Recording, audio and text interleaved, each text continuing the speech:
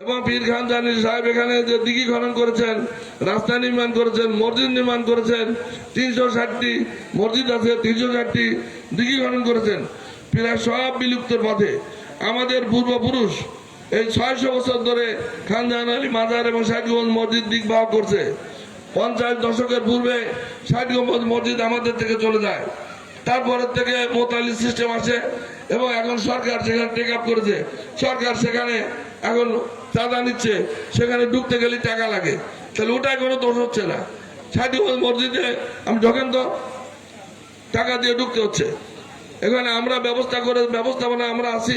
হ্যাঁ, আমাদের যদি ত্রুটি থাকে আপনারা পরামর্শ দেবেন। এখানে কুমিরে আক্রমণ করে, আমরা প্রয়োজনে কুমিরের হেফাজত করব, কিভাবে করলে ভালো হয় 550 বছর আমরা সেইভাবে ব্যবস্থা নিব। প্রয়োজনে আলাদা ঘেরা করে কুমির রাখবো, অথবা দর্শনার্থীরা যেখানে ব্যবহার করবে, পানি গোসল করবে বা উজু করবে, সেই জায়গায় যদি কুমির না আসতে পারে তার ব্যবস্থা আমরা করব।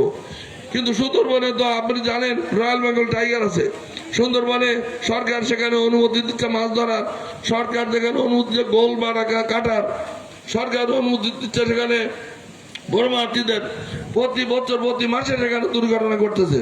কই সেখান থেকে রয়্যাল বেঙ্গল টাইগার তো ধরে নিয়ে চিড়িয়াখানায় রাখা হয় না। এই সব মিথ্যা অজুহাত দিয়ে, ঘোড়া যুক্তি দিয়ে আমাদের এই বাগেরহাটের ঐতিহ্য, ইতিহাস এবং এই জায়গার পর্যটন শিল্পর ক্ষতি করা হচ্ছে।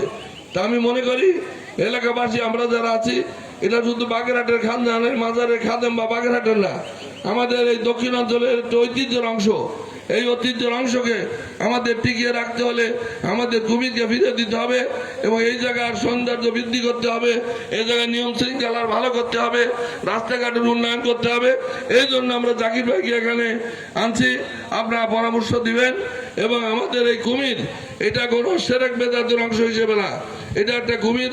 মুসলমানরা কুমির হিসেবে জানে, কিন্তু বিশেষ শ্রেণীর লোক এইটাকে প্রচার করতে চাচ্ছে যে আমরা এখানে সেরেকি বা আমরা এখানে একটা বিশেষ ইসলাম বিরোধী কাজকামে লিপ্ত রয়েছি।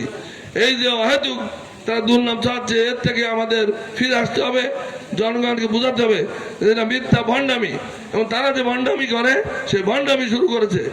তাই আমি মনে করি আমরা দল মত নির্বিশেষে আমরা আজ ঐক্যবদ্ধ।